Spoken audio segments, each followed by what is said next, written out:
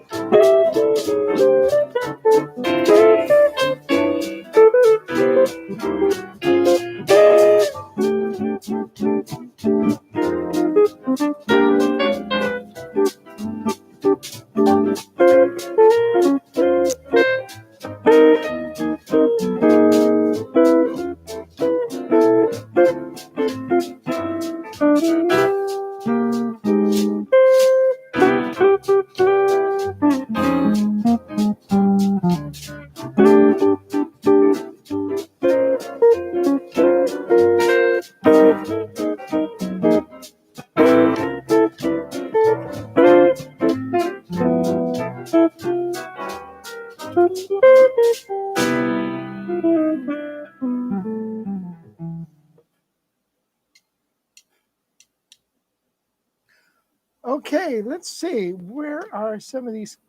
Is there any comments? Pop out chat. Let's see. Is anybody out there? Oh.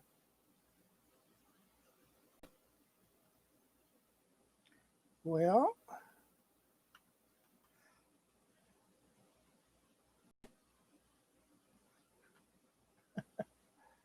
how do I get out of there? Ah, crud. Oh, there. I see how this works. Restore chat. Oh, so hello there. Thank you for the comment. I never know if this thing's working or not.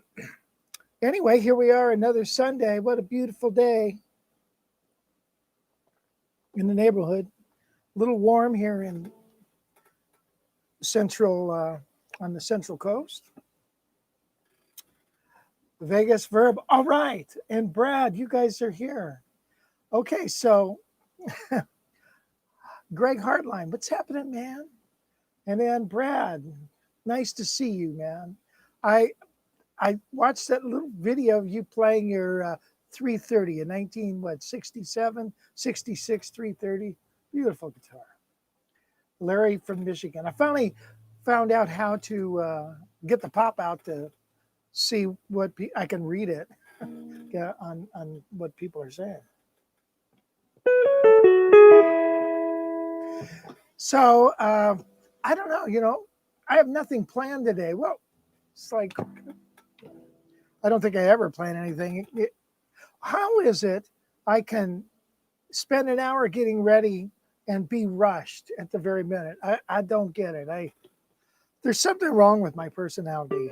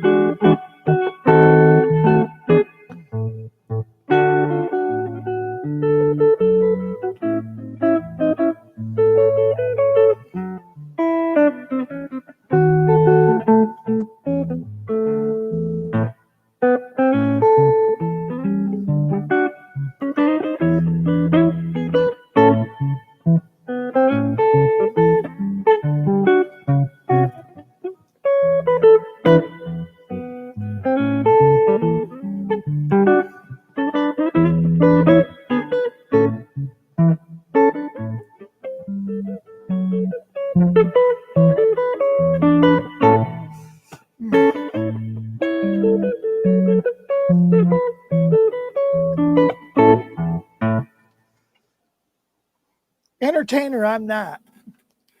Okay, tear it down. We had a request for tear it down. Dave Richardson. It's happening. Kevin Anderson. Geronimo 216. I like that, Geronimo. Is there a big statue of Geronimo in South Dakota now? They carved into the mountain. Is that who that is?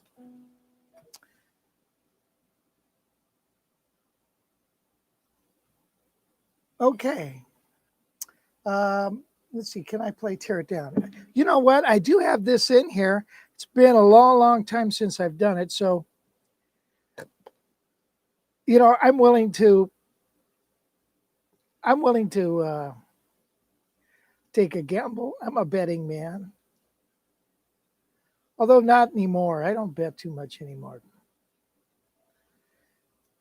Because I lose. Most millionaires, they don't gamble. Dick Clark, he was a heavy gambler at one time and a drinker. When I was at that show, he didn't do either. And there's a reason why people don't do it anymore.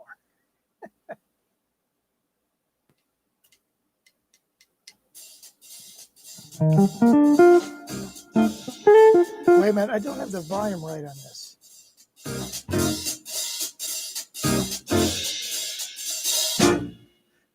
Okay, let me try this again. Sorry.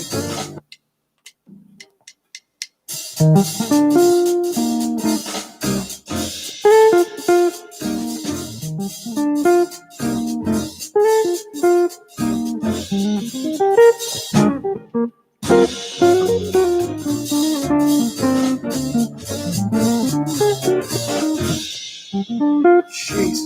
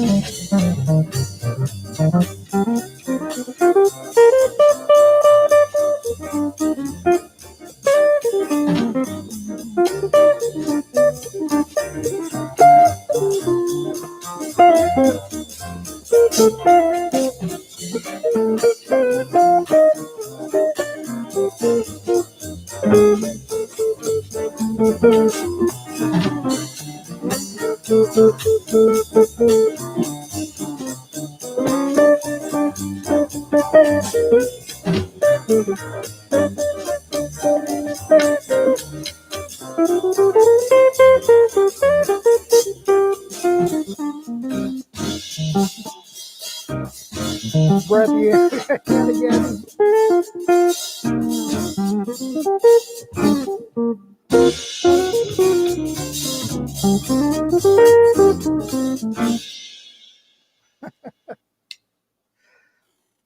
Well, I haven't played that in quite a while, so I didn't know where all the hits were and all that stuff. But hey, why not? Okay, well, thanks for asking for that. I just purchased a Gibson ES 175 with 10 gauge strings. What do you recommend for jazz? Well, my secret gauge that I love, and I've been doing it for years, is you buy a set of Diodario Chrome Bright flat wounds, extra light, so they're 10s. You throw away the 10, you put a 13. The next gauge for the B string is 14, to throw it away and put a 15. And then you've got 20, 28, 38, 48 hike. And I think that's a wonderful set. Heavy top, skinny bottom.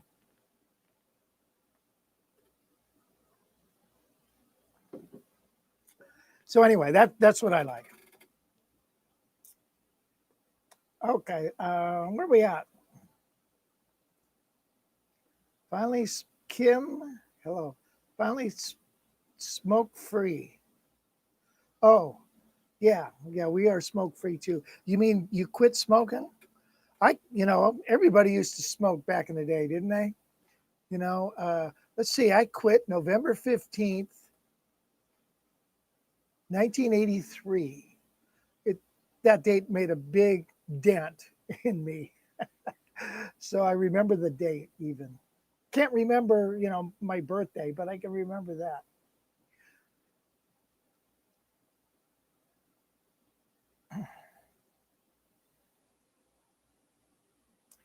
Good question, Anne. When you improvise, do you rely on riffs that you know, as I am sure you have many in your memory, or do new ones come out? They all come out differently. You know what I mean? So Some are riffs. There's a difference, I think, between a riff and a, let's see, a development kind of deal. Like on the last tune, you got C minor till the end of time. So, you know, play like rhythmic sequential things.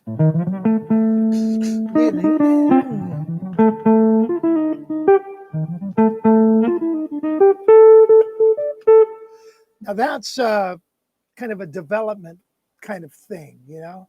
So you're like echoing a riff or something, or playing a sequence. You know, a sequence would be.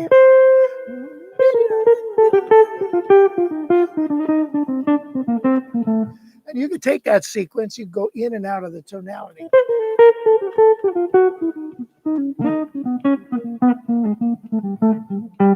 And it's kind of interesting. So those are like a developmental thing. A lick would be something like this, where you've learned this thing and it goes something like that. And then you might echo that lick in a different key or something. And so there's that. And then I call them money licks. Money licks are, you know, and everybody goes, ooh, ooh, ooh. Or you might go, you know, rock player, do those kind of things. So I call those like money licks because people like them. So anyway, and I hope that answers your question in a perverted way.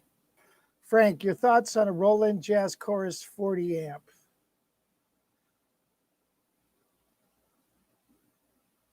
I tell you what, man, buy a Quilter amp.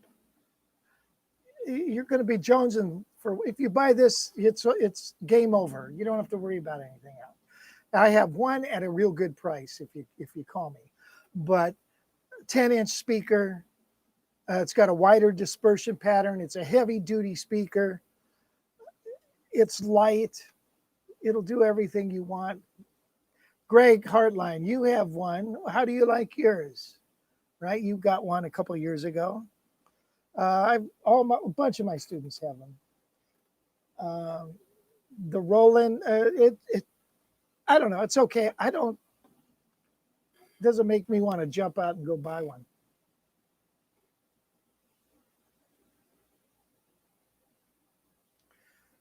I get my strings on Amazon. You get them for cheap on Amazon, huh? I haven't looked on Amazon. I had a Diodario endorsement, but they're not shipping. Tommy Huxley, don't forget the Pat Martino links he repeats or licks for a long chorus. Gotcha. Licks. Got it.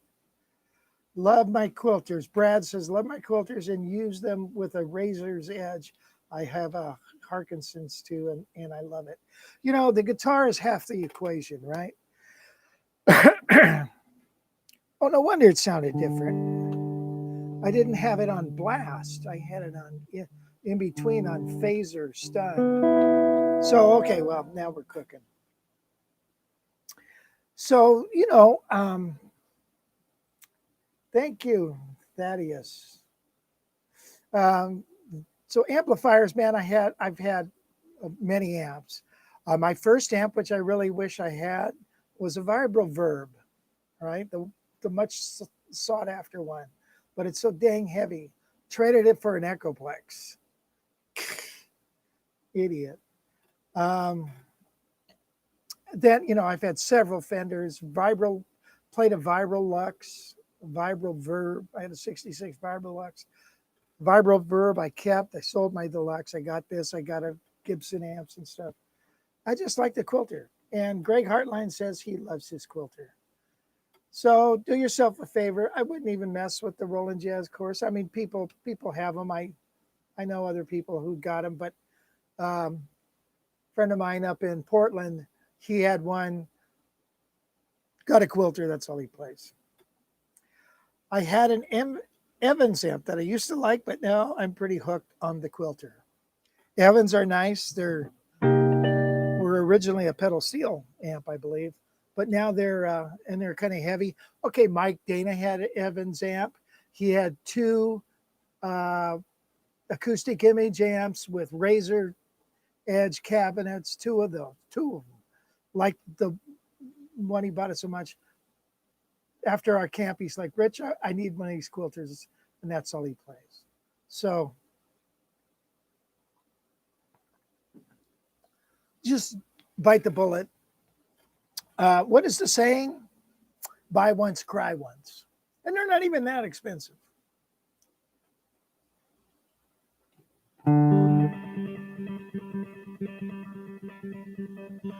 Okay, I've done a lot of trades. Regrets as well. The band plays on. My first amp was a Princeton Reverb, and I lost it in a flood.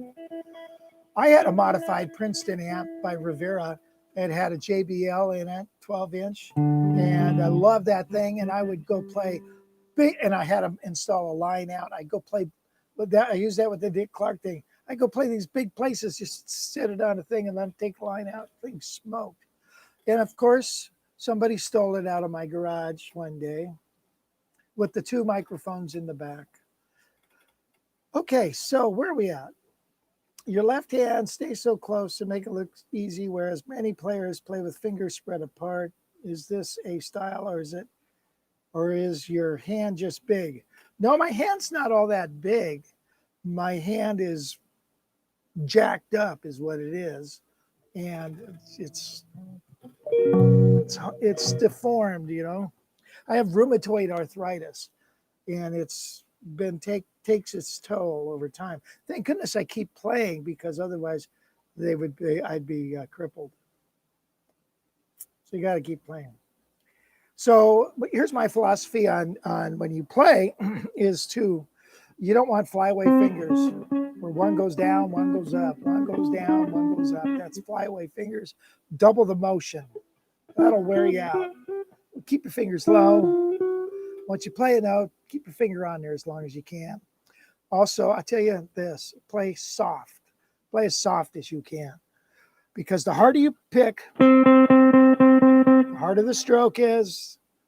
If you play soft, you play with a small little stroke.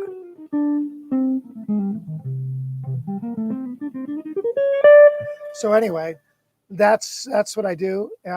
I've hurt my little finger a long time ago, a few years ago, and then I realized, wow, it's cool not to use it so much. So I don't use my little finger so much, and that's kind of a rock thing. But Wes did that, and other guys.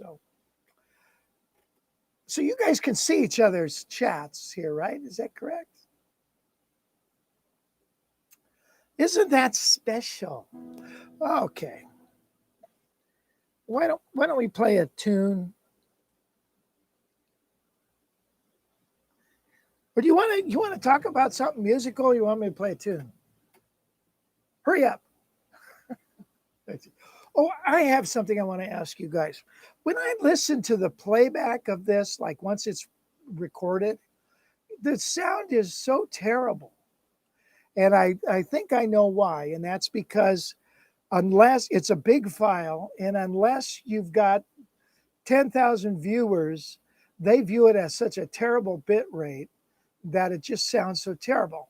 Does it sound as terrible live? I'm asking. I mean, the tracks are all, it just sounds terrible.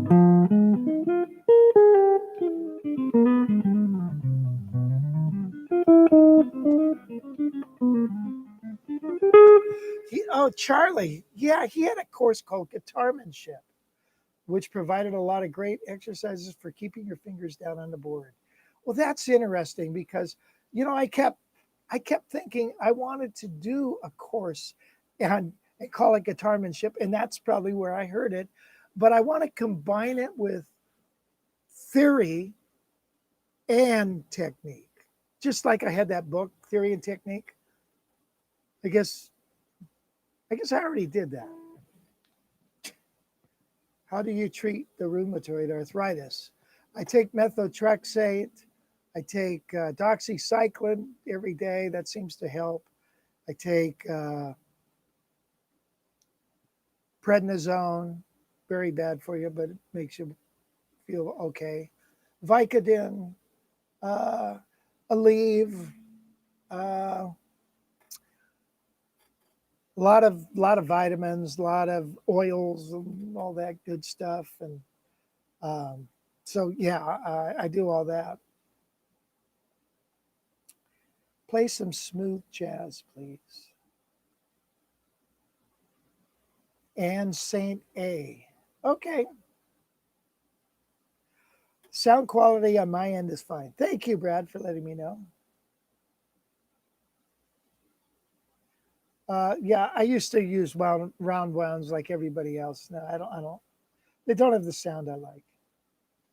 All right, so something smooth jazz. Okay. Well, dag nabbit, I think I might have something for you, Anne.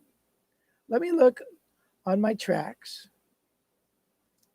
And this is not a band in the box track. It's actually was sequenced. I got to check the volume and stuff.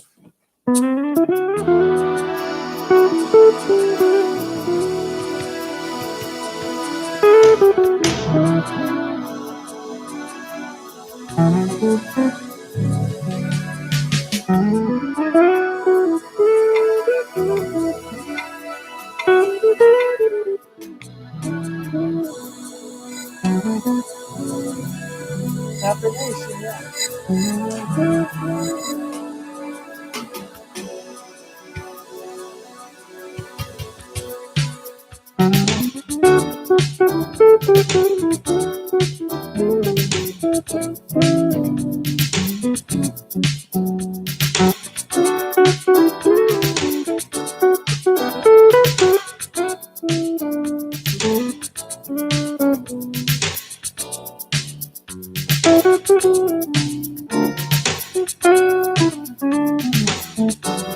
Don't hold me to the melody.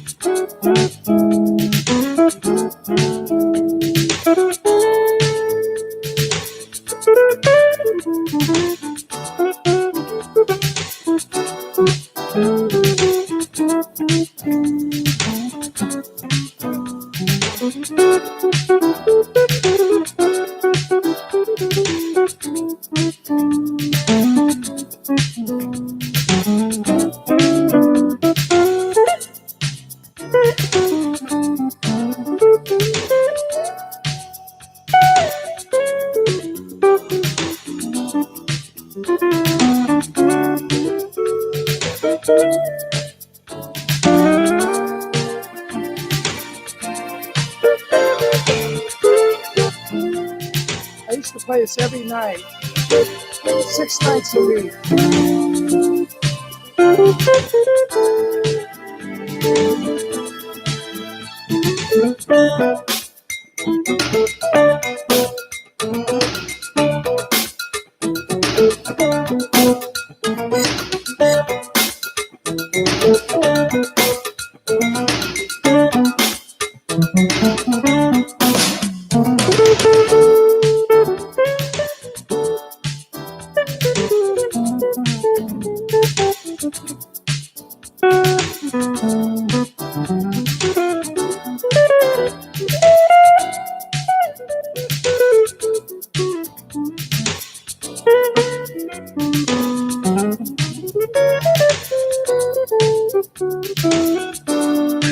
Yeah.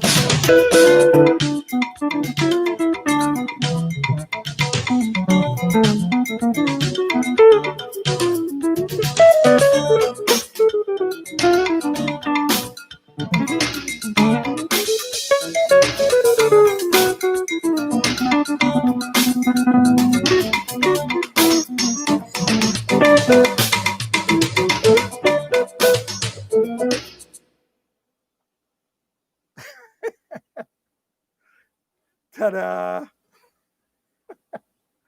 That's a long one, man. That's 6 minutes of bliss. But I was thinking, you know what? I ought to tune this guitar. So anyway, yeah, I played that song many, many times. And this is some old track that I used to use back in.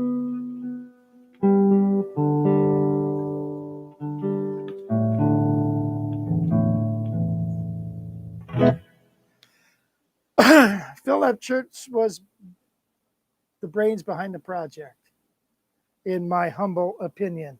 Yeah, Phil didn't get, he was bitter. He was bitter. He did the bass line, the breezing and stuff.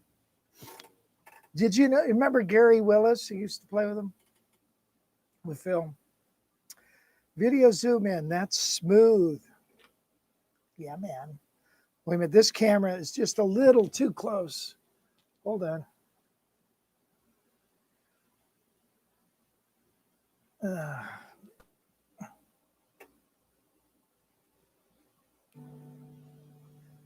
Look.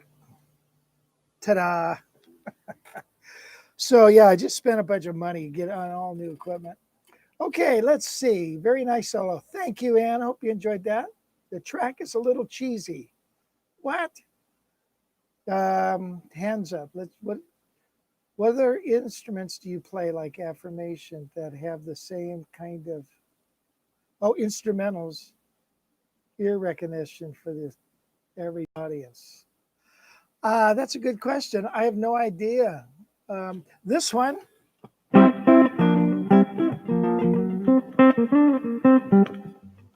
That's fun. I like that. That's a good question, Greg. I don't know the answer to that. I have to think about that one. Benson was smooth. Yes, he was.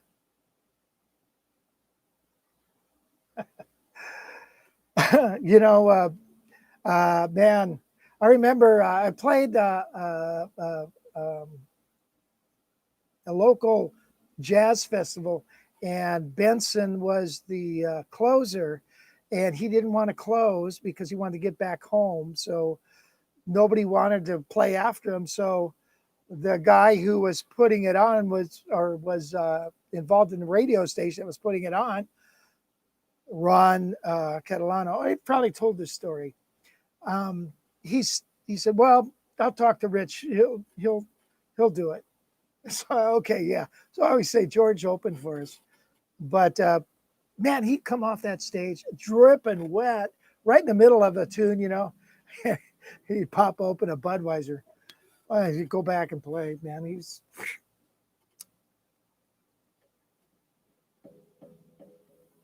yeah. Gary Willis was at MI for a while. Do you like fast fret or sub string lube? No, the lubes get all.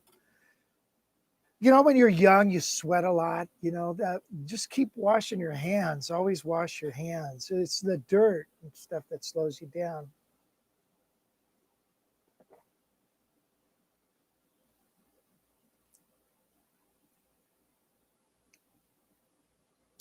Yeah, I'm not a big smooth jazz guy, but Tom Rotella, friend of mine, and by the way, last week they asked who's going to be at camp, and I couldn't think of the name. Well, we had Tom Rotella lined up, and um, he just had a two or three #1 records on the smooth jazz charts. So I'm going to talk about having him again. Hopefully he'll come. By the way, I did see Pat Evans. I saw your name there in the middle of everything, and I didn't get to say hey Pat, hey man, ay ay ay. Let's play something not so intense. Um, oh, some of these licks. You know, I play this one lick. Let me show you.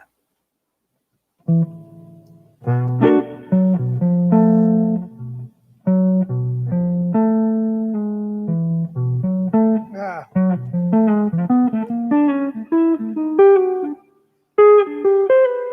Something like that. That's how it went. And you know, those are licks. Let me do another one. Let's see.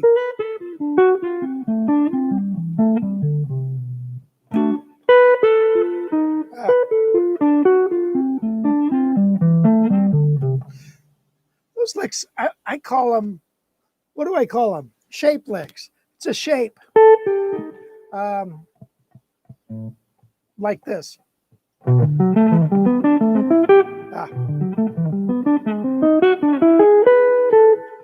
And those kind of licks, you could play the same shape all across the neck, and you kind of make it work after a while. You just goes out of key and everything, but then you make it resolve, and it's kind of a fun little deal to throw in there. Another one I like to play is no, that ain't one.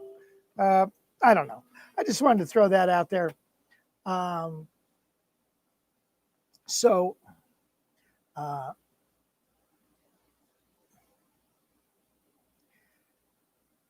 little darling, hefty little darling.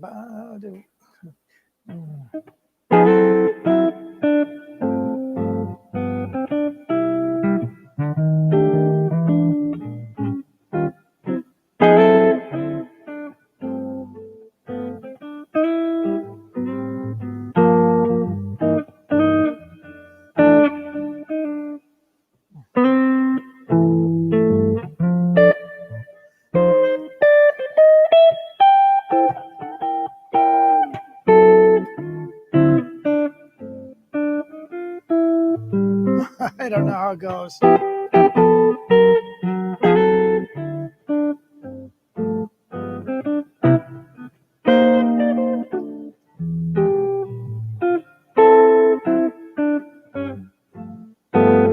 you ever heard the Ray Charles version of that?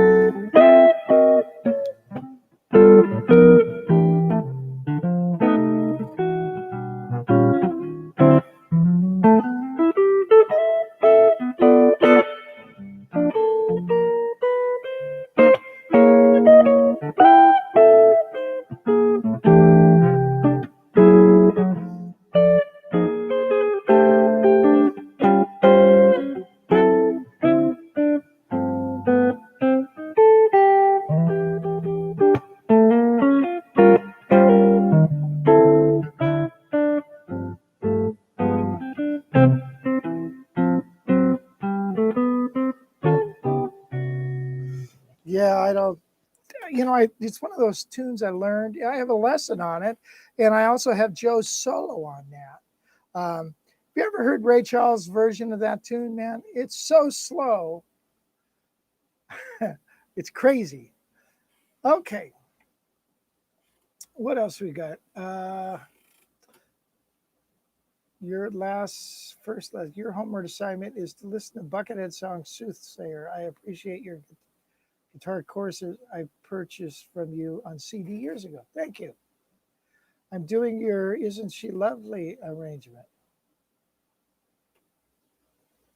I didn't know I had one. Anyway, you're playing along with me. Okay, Brad, cool. Can't take that away from me. That's a wonderful, love that tune. I play it all the time. It's a go-to song, as Barry Swag would say. Here's the Joe Pass intro.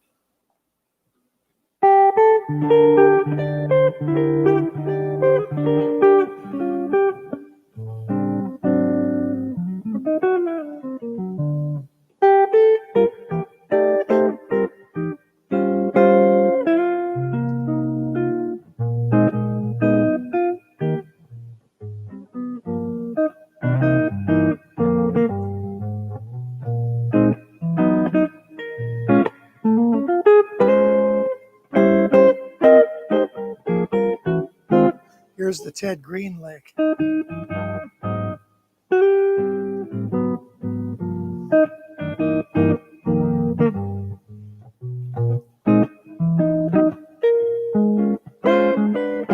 Yes, I do have a lesson on this.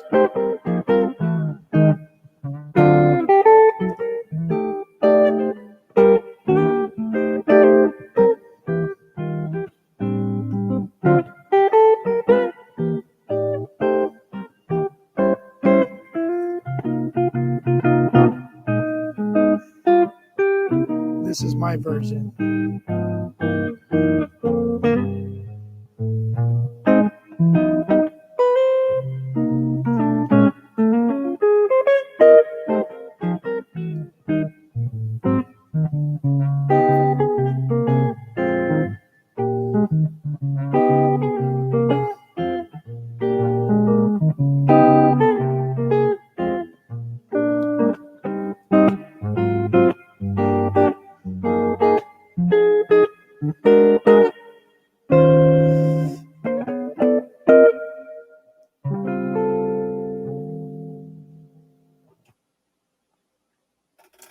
Yeah, I love that tune. What great lyrics, too.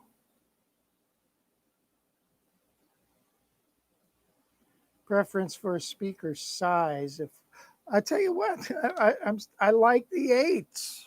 Smaller the speaker, the better, in my opinion. Would I walk the bass line starting in B minor? Huh? For that song? There's no B minor in that one. Okay, well, let's see. I do have a chord melody on that tune, if you guys are interested. All right, let's do something else. What do we do?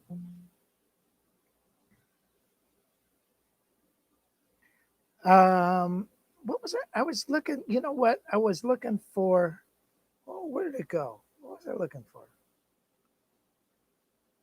I don't know. Do you like the tune Meditation? I always love that song. You know, it's been overdone so many times.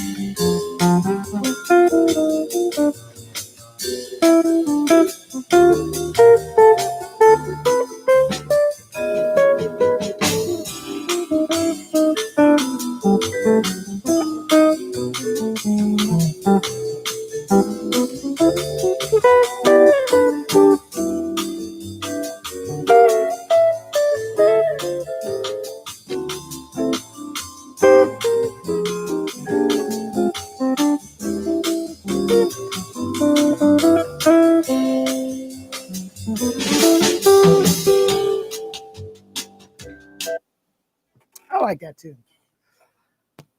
I recommend everybody try to do their own arrangements for chord melody. Learn the melody first, obviously. I have a course on doing finger style, and there's a system to do it. But I personally, you have to balance what actual playing music with the theory end of things and stuff. So I think you're better off learning arrangements, but you gotta keep up with the theory behind why those chords are working, and the whole theory behind it's really important. Yepper, that's what I say. So, no, I never play with Joe Pass. I think you knew Ted Green, tough books to comprehend. Yes, I never played with Joe Pass. I knew Ted Green. Yes, I did. And his books, yes, they're pretty intense. I proofread it. I think it was modern chord progressions, or tried to. He did, not modern chord, or the single note soloing and stuff. I mean, that's tough. That is, you're absolutely right. By the way, Ted used to call chord chemistry chord catastrophe. But whatever. What a sweet guy.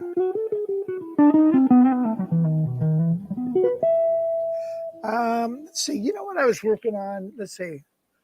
What was I working on? I've been working on a new course.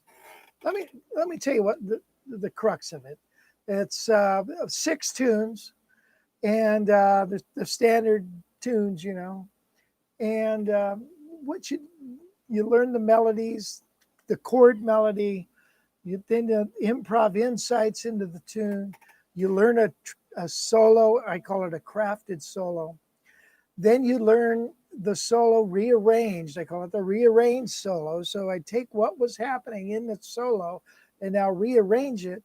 And then your job is to write your own solo based on the improv insights that we've gone over, as well as using the notes of the previous solo.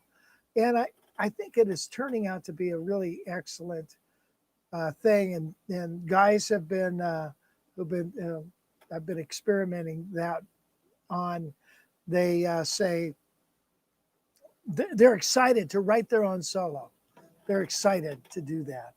And they just, all you got to do is take those notes. Don't do anything different. Take those notes, just rearrange the order, make it your own. Can I play When Sunny Gets Blue?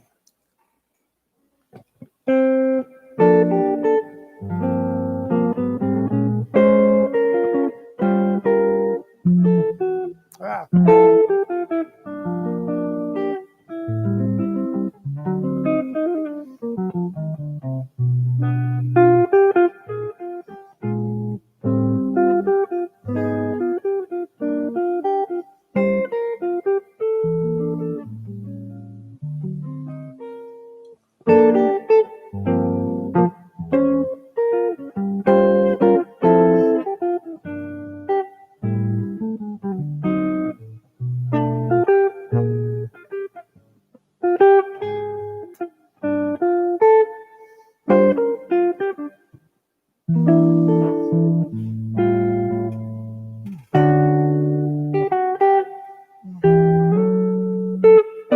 Honestly, no, bridge. What is the bridge?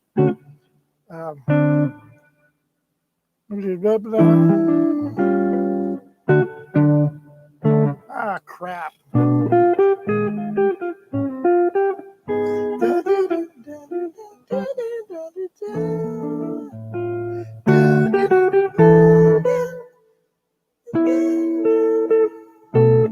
There it is.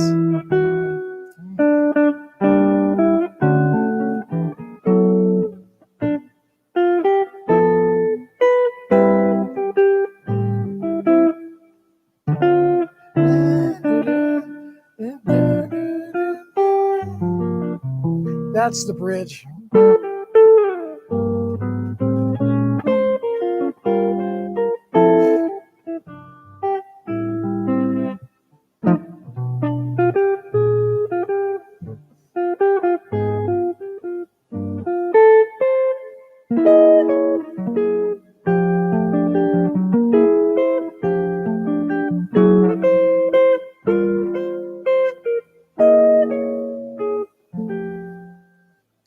Yeah, I have a couple of arrangements on that tune. One of them, we do it in 3/4. Makes a nice waltz. You know, when you're out gigging, you hardly play any waltzes. I don't even like to use the word waltz because it sounds so old-fashioned. I think I got it on here.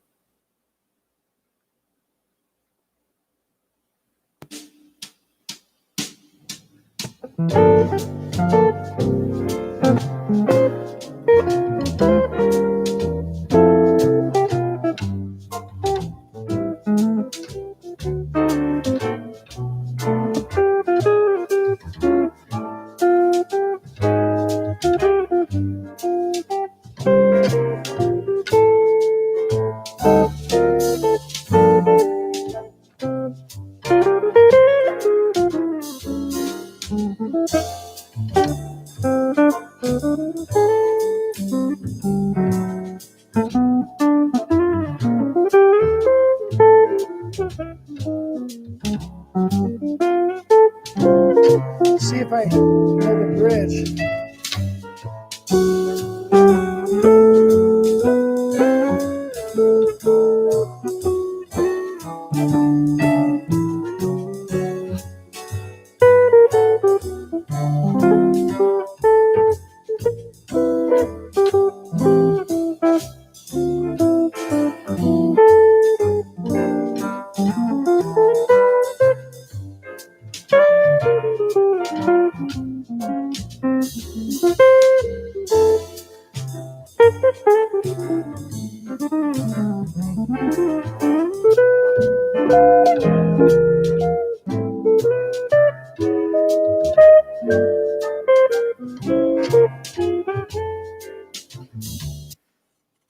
Anyway, there's something like that.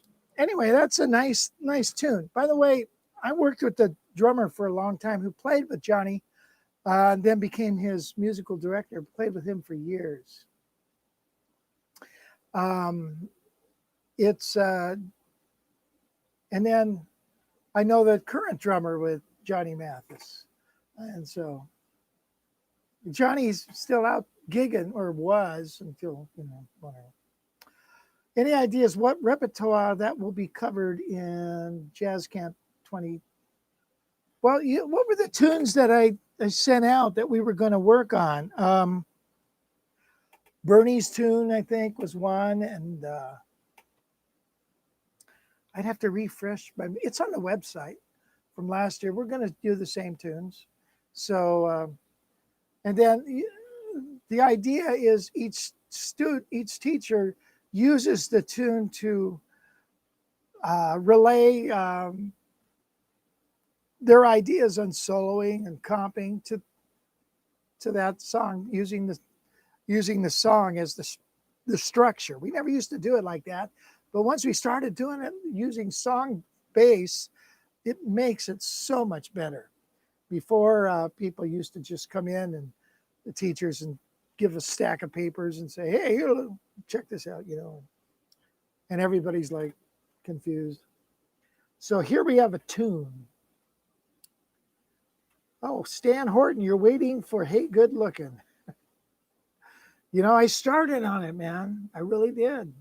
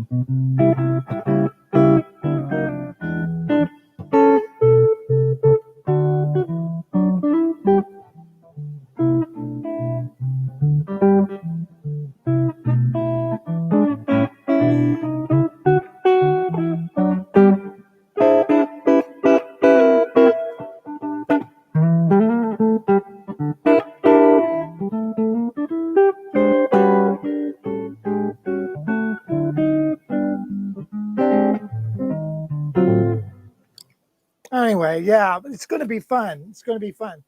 So thanks for asking for that. Midnight Blue is one of the songs we're going to do at camp. That's correct. Midnight Blue. Let's do Midnight Blue. I love that tune. Pat Kelly introduced me that tune.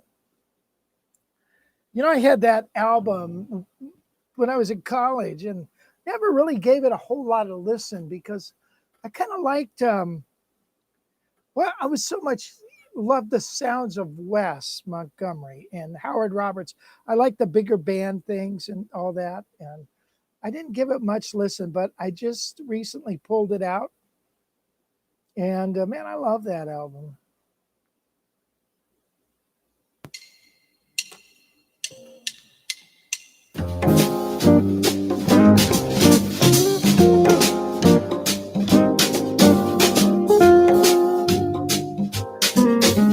Is that distorting?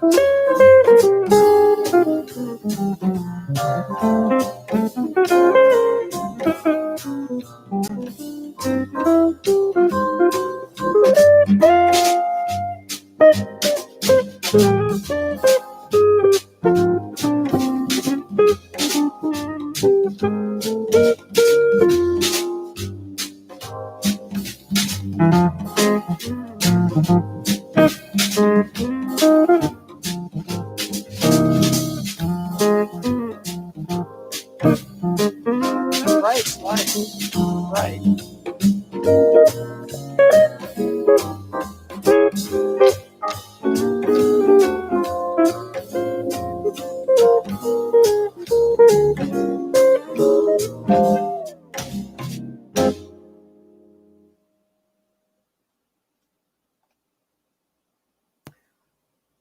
Ta-da! That's a cool dude. Okay, Lenny Bro. What? Lenny Bro. Good grief. I can't. I used to try to do those things, and I could actually do it really pretty good. My hand. I can't make my hand do that. Every tune on that album is good. True. Okay, guys. Boy, you guys are hanging in there. I'm loving this. I really enjoy this. I think. I think I do. I'm glad you guys are doing it. The tunes I use in the course that I'm developing is um, the work song as a C minor blues, Blue Bossa as a C minor thing, um, Summertime is a minor thing, Doxy, uh, Tenor Madness,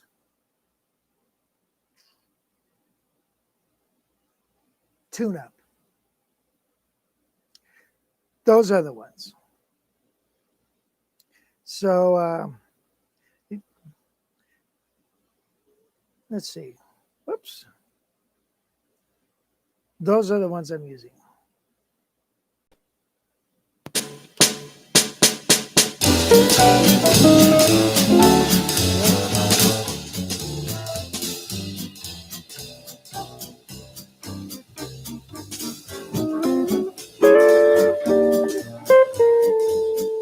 Hi, Eddie.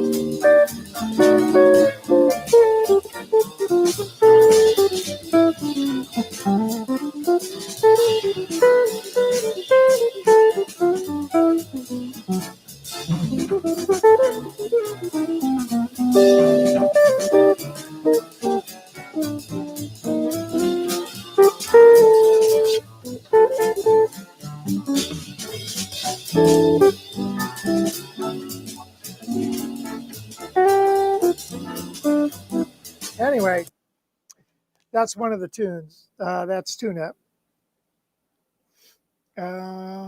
Eddie Davis is here. All right. Eddie Davis is in the house. Just bought the same Quilter amp. It's amazing with my Guild Benedetto. Oh, that's good to hear. Yeah. Good for you, man. That's great. How do we get involved in that? Or is it in development or through private lessons? It's in development. We're going to release it as soon as I ever get done with it, which will be really soon. I mean, you're at the edge of your seat, man. It'll be done in soon. And I think it's a very good concept, because you read about the great improvisers. You know, you of course you learn scales, but that's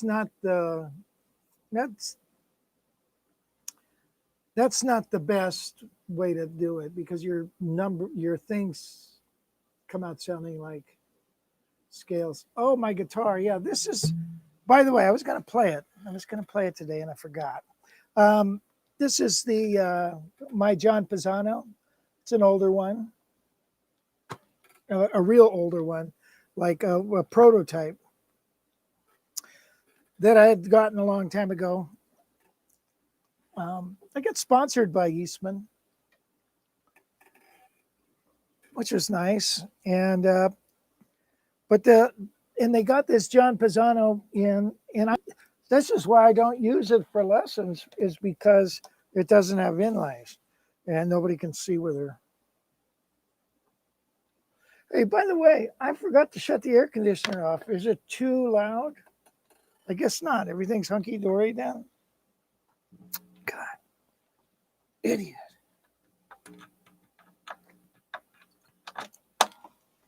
Oh, check this out. See that?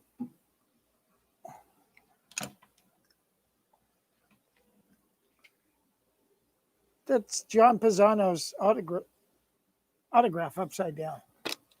So I had him sign it. He's like, "Oh man, really? You want to ruin your guitar?" I said, "Geez, John." Anyway, I want to get a new one of these. I just ordered a new one of these for a student, and I was knocked out by it.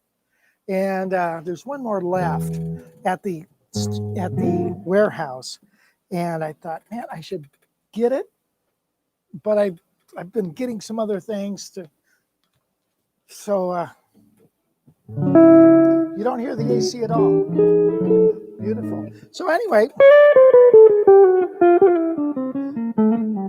it's got that acoustic kind of sound, and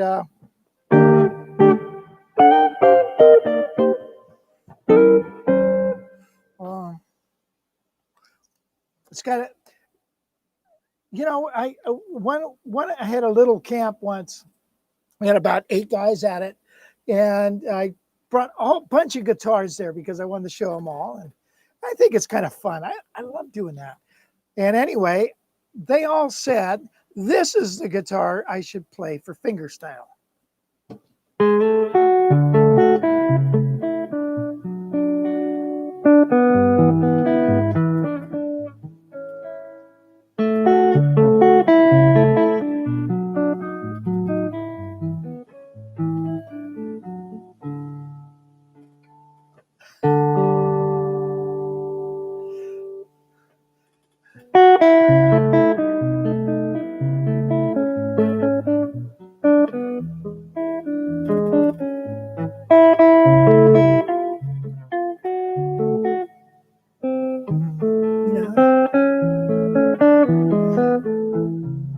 I'm going downhill.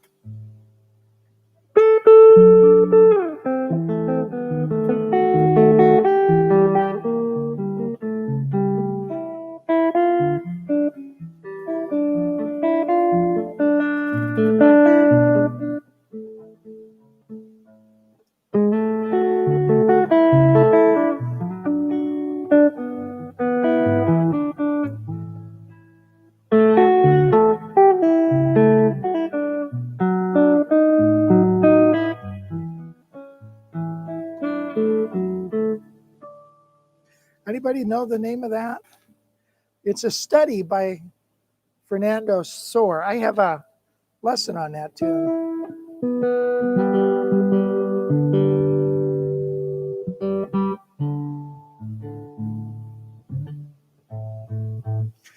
Let's see what's going on here.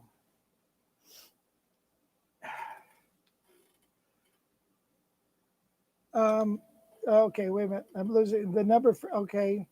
Hello from Canada. Hello, Canada. Working on your dirty dozen. Enjoy these Sunday sessions. Thank you so much. Tell you what, I ain't going to do it if you guys don't watch. It's like our camp. I tell that to everybody. I said, you know what? Thank you. You guys are more important than the teachers because we're not going to be here if you aren't here. So, okay.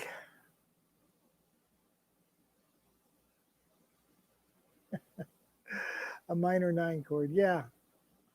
Talk about the correct pick angle. I don't know if there is one, Eddie, but I'll show you what I do. I kind of have it at an angle like that as opposed to straight up and down. So I have it like that, going across like that. So by the way, this is a great exercise to do a tremolo like this. Play it very soft. Count 4 beats.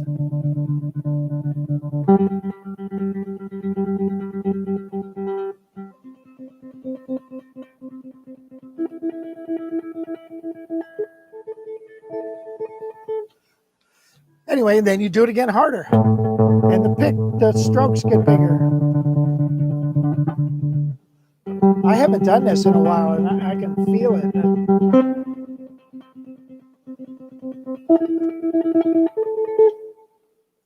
What is the saying? I used to practice to get better. Now I practice not to get worse. So, style is perfect for a jazz trio Christmas album.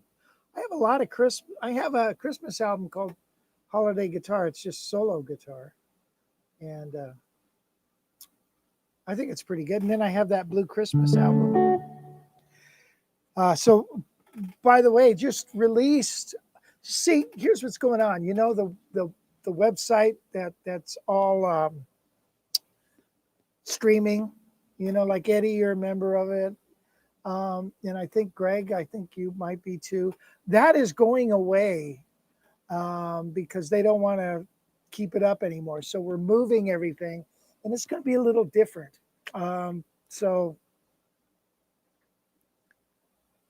Anyway, we're just dealing with that, and you realize how many lessons we've done. Holy crap. So anyway, what etude number was that? I don't remember. I don't remember what etude number that is. Let's play another tune, and then I guess it's probably almost time to say goodbye, right?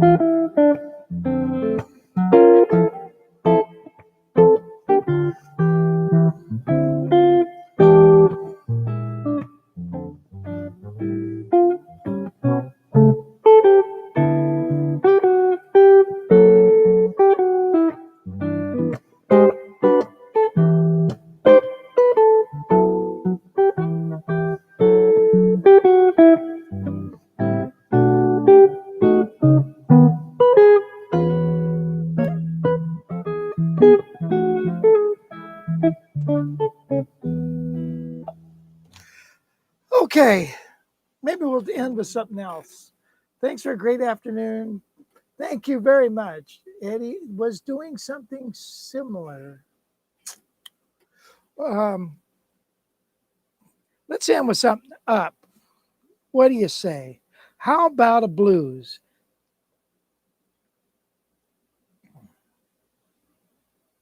Hold on, everybody. Hold on. Don't go anywhere. This, hey, Brad, when you were going to GIT, did you have to learn how to play Bloom Dido to graduate? That used to be a prerequisite. You had to learn Bloom Dido. Don't I have a faster blues than that? Crap. Okay, hold on.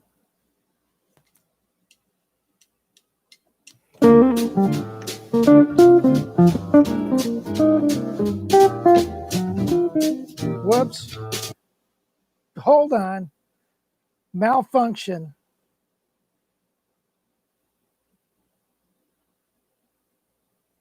God. Where'd it go?